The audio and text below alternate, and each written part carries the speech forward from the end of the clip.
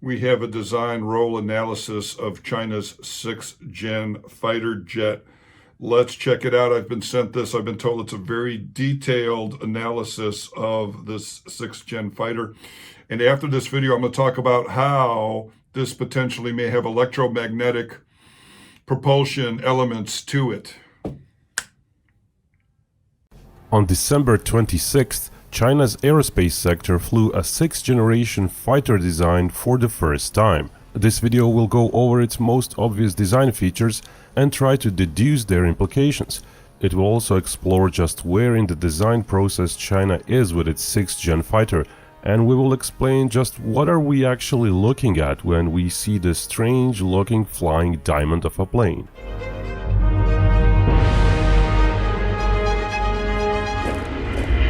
A video that's to come sometime later will go more in depth, provide historical context and comparison with the US next-gen program, and reveal what does the plane's appearance mean for China and what could it mean for the US.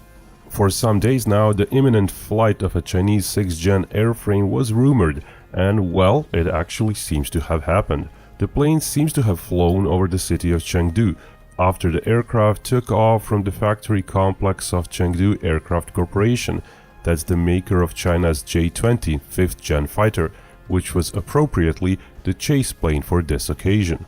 So what's the new plane like? Thankfully, the J-20 chase plane gives us context.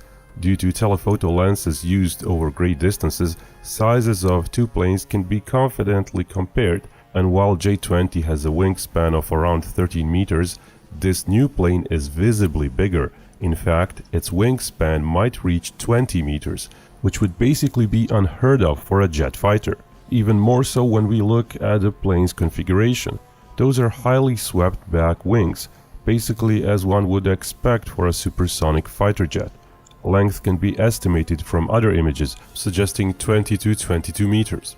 That's without the nose pitot tube, which is required for testing, but the final design years later will not have it. The wing's trailing edge is swept forward, leading to a diamond wing shape, somewhat reminiscent of YF-23 for example, though not as extreme. In general, the theoretical perfect stealth shape for a plane is one of a so-called hopeless diamond, a perfect rhomboid shape as flat as possible, and with as few protrusions as possible. It is obvious the volume of the plane is frankly massive. Its belly intakes start quite forward and the body of the plane is very wide.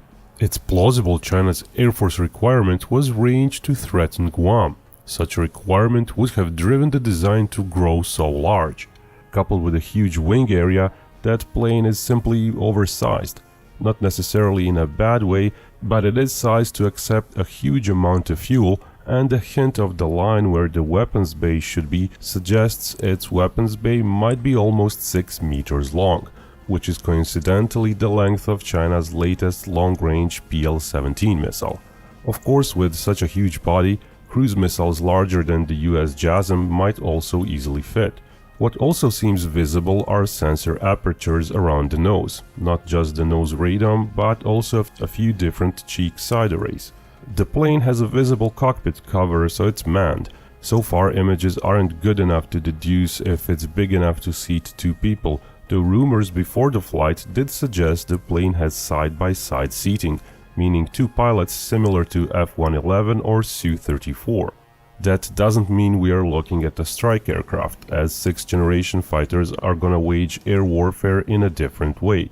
But given the size of the plane and its weapons bay, it's also quite plausible the shown design is really a multi-role plane to cover all sorts of air combat and ground strike missions. But we digress. One of the most striking features, perhaps unique in the world, is its engine arrangement. This plane seems to have 3 engines lined up in the rear, with the side engines using belly/side intakes, and the middle engine seems to have a separate dorsal intake. Such an arrangement is unheard of for an actual fighter jet that managed to get off a drawing board. Side intakes seem to be of carette type, similar to say F-22, and not of divertless supersonic inlet type, which F-35 and J-20 use. Whether that suggests higher top speeds intended is for now unknown. Certainly the high sweep of the wings, coupled with the even higher sweep of one continuous line of the nose blending into the wing roots, suggests a fairly high theoretical Mach figure. Now, why 3 engines? It's too early to tell, but off the bat it could suggest designers simply could not make powerful enough yet compact enough engines for such a plane, and keep the design confined to the more usual 2-engine solution. This thing is massive. One can clearly see double-wheel bogies used for main landing gear. Given its size, it seems likely its max takeoff weight is designed for maybe even 50 tons. In the olden era, that would be a tactical bomber. But planes have been getting bigger over the decades, and next-gen planes from all countries are likely to be heavier than their predecessors. Even so, this thing is plausibly so big that even 2 of China's most powerful engines, the WS-15, which may in its future variants approach 200 kilonewtons of thrust, may not be enough to power it, hence possibly the need for 3 engines. It's also plausible that the middle engine is somewhat different and that engine usage is managed for various situations and needs. It is not known if China is going with variable cycle engines like the US, but if it's not, China may have optimized one engine for supersonic speeds while others would be regular designs, compromised to operate both at takeoffs and supersonic speeds. Also, 3 engines might be needed to supply the plane with enough electricity. Modern planes are so full of power-demanding features that the power generation is becoming more and more of a bottleneck. Imagine a laser self-defense feature is also added in the future. That too would require tons of electricity. Finally, the whole design should be a pretty big jump up in terms of stealth. In 2022, US General Mark Kelly said China was on track with the development of their 6th generation fighter, and that China is eyeing to make its stealth exponentially better. It's a contextless statement, but the plane we are looking at is clearly what a lot of 6th gen proposals have been proposing, a tailless shape of simplified geometry. The fact it doesn't seem to have any regular vertical control surfaces is very likely gonna make it harder to control than previous gen planes, almost certainly impacting its maneuverability, but 6th gen designs don't seem to be about maneuverability. That will likely be the job of unmanned drones flying in front of these big manned fighters. It's possible that 3 engines are also in some way there to help stabilize the plane. Certainly the split flaps near the wingtips are there to help control the plane. The B-2 bomber uses a similar concept, but in a cruising stage of the flight, those would close shut and be flush with the wings. It's too early to speculate much more about this plane, but it seems to be a big step up in China's capability, so we will leave that speculation for another video, coupled with comparisons to US 6th gen, and what all this might mean for both China and US. Right now, it's just a prototype. Actually, if rumors are to be believed, it's more like a demonstrator, kinda like YF-23 was, or YF-22 was, or the X-32 and X-35 were. And rumor has it that China hasn't yet decided on the final manufacturer, so this may be in fact a proposal from Chengdu Aircraft Corporation, with another 6th gen plane proposal demonstrator plane from Shenyang Aircraft Corporation to fly soon. Some early images may indicate that has already happened, but that's another story. Depending on where US 6th gen program is at, China might have leapfrogged the US Air Force a little bit. If this is indeed a pre-selection prototype, and if US has so far flown only concept and 6th gen technology demo planes, then China might have actually flown the world's first 6th gen fighter. Very, very awesome detailed analysis of that 6th gen fighter. It's not a fighter. It's a bomber, strike bomber. The only thing I would disagree with that video is him saying that the Chinese have surpassed the United States in something. Everyone knows the Chinese copy the United States. The U.S. Air Force is so far ahead of China. It's scary. I talk on this channel about secret space programs, that type of stuff. They've got the United States has electromagnetic enabled aircraft, and I think that this craft here is going to be along those lines. And this is why. I think that China is trying to catch up to the United States. The United States is about 40, 50 or more years ahead of them. In my last video, I talked about how this might be China trying to get into the same realm that United States has been 40, 50 years ago. 40, 50 years ago, the B-2 was being done, manufactured.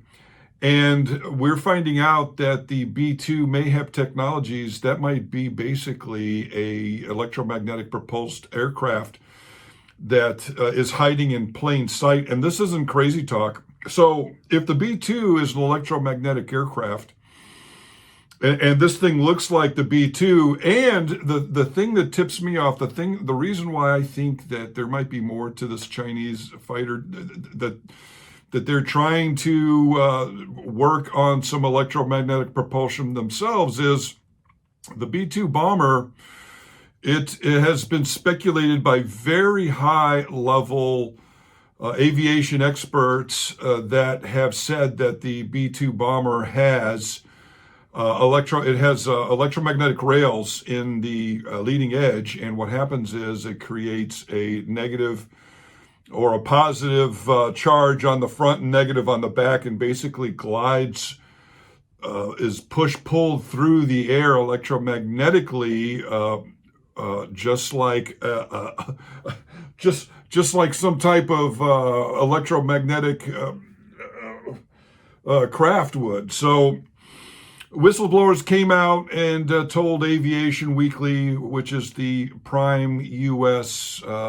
publication on aviation, that this thing was using electromagnetism. And then very high-level PhDs have said that as well. Nick Cook, in his book, The Hunt for Zero Point, talked about it as well. He says, I'd been aware of rumors about the B-2 for some time, but they were so bizarre as to be quite unbelievable, so I ignored them completely.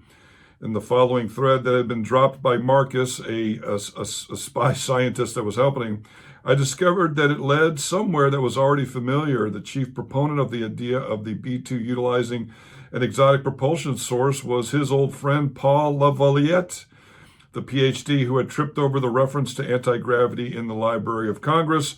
Lavalliette had written an elegant thesis about the B-2 and its anti-gravitational properties soon after the publication of a revelatory article in Aviation Week, the Bible of the U.S. aerospace industry, in which a number of black world engineers had whistle-blown to the author, Bill Scott, about a host of amazing new technologies supposedly being developed in the deeply classified B-2. So the B-2 is like a couple $1 billion worth a piece. I mean, 4 or 5 of these planes equal an aircraft carrier. So, I mean, that's how expensive these things are. So we see that the Chinese are this looks just like a B-2 bomber. And, they're 40, 50 years behind. If the B-2 is an electromagnetic craft, and I'm pretty sure it is, then we see China working. And the thing that tips me off about this is the 3 engines. The 3 engines, he was talking about how this thing's so big that their most powerful engines can't power it, so they've got 3. But then he goes on to talk about electricity, how these aircraft need a lot of electricity. This thing would need a lot of electricity if they wanted to put a directed energy weapon system bubble on it somewhere. See? So that third, and another thing too, the dorsal intake that he was talking about is not very big. Had the 2 big old honking intakes on the bottom, but the top one's not very big.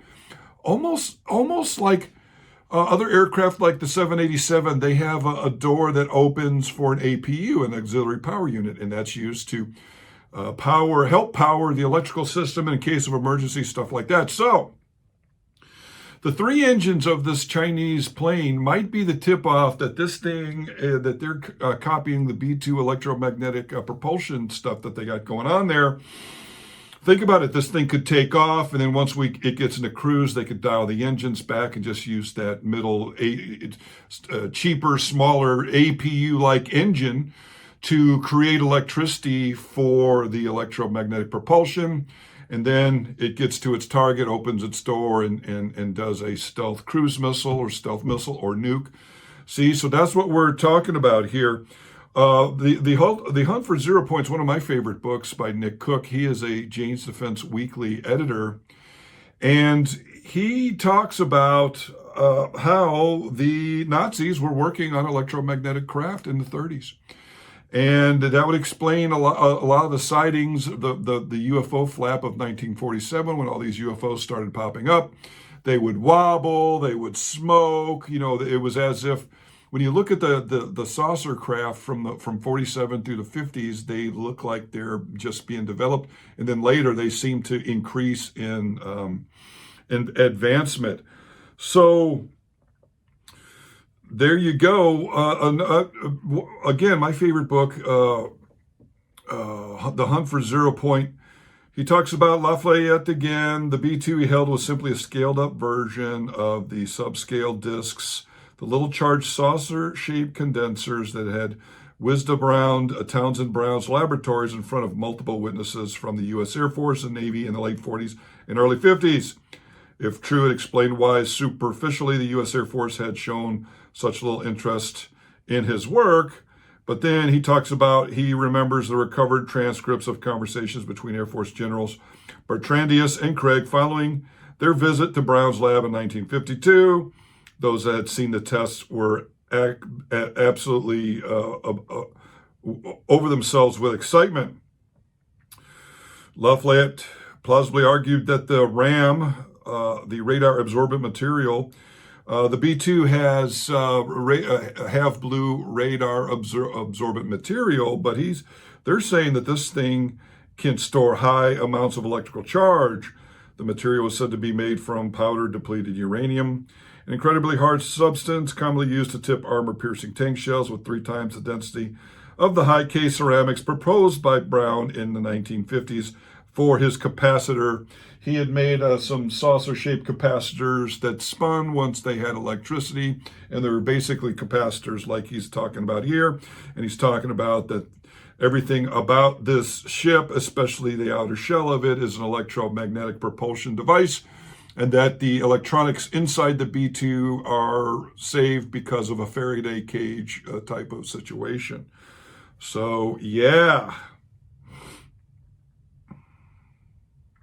He also talks about how Bill Gunston, a high-level aviation reporter, also said that the B-2 was an electromagnetic craft. Gunston, who served as a pilot in the RAF Royal Air Force from 1943 to 48, was scrupulous over his facts. As editor of Jane's yearbook on aero engine propulsion, he had to be. So, he said that Gunston not only portrayed the B-2 anti-gravity drive story as fact, but went on to reveal how he had been well acquainted with the rudiments of T.T. Brown's theories for years, but had no wish to reside in the Tower of London. So he knew that he could not talk about this stuff. It was so high-level, top-secret anti-gravity that Bill Gunston, the world's leading aviation reporter, did not want to talk about it, or he's going to get thrown in the clink or worse. Gunston explained why he felt that there was so much more to the B-2 than met the eye, drawing on a lifetime of specialized knowledge. In short, if you applied the laws of aerodynamics and basic math to the known specifications of the B-2, there was a glaring mismatch in his published performance figures. I talked about that in the last China Gen 6 video that I did. It was clear, Gunston said, that the thrust of each General Electric engine was insufficient to lift the 360,500-pound listed gross weight of the aircraft at takeoff.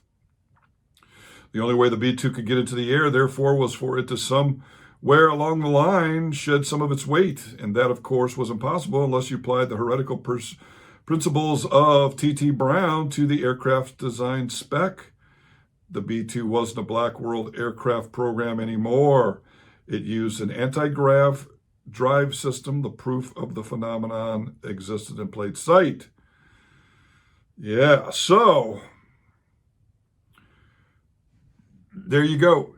Yeah, so the B-2 is an electromagnetic craft. We're talking $2 billion a pop or more for these things. You know, they might have used some of the black budget to get these things. You know, just a few of these equal what a nuclear aircraft carrier costs. So think about that. This Chinese 6th gen fighter, it may be um, it may be a supersonic, hypersonic even. Think about that for a second. And spoof radar. So if this is the case, China would definitely be doing experiments in this regime. So there you go. Very, very, very, very interesting stuff. Go check out the book, The Hunt for Zero Point. I absolutely love that book. It talks about the 30s. The Nazis had electromagnetic craft that they were working on this long before. It talks about 0 point energy, and we're seeing a lot of talk about that now. Redacted is doing a lot of talking with some very interesting theoretical physicists or actual physicists, not theoretical. And they're talking about plasmas. They're talking about electromagnetic propulsion, 0 point energy, and free energy, all that type of stuff. So very, very awesome take on the 6th gen fighter. And there's no one else talking about this. I'm the only channel on YouTube talking about how this Chinese 6th gen fighter may be electromagnetic. I'm also the only one of the few talking about this, if any, talking about how the B-2 is using electromagnetic UFO technology. So think about that. Please like, share, and subscribe. We'll see you on the next Ultra Top Secret. I hope you like this video. Please share and subscribe.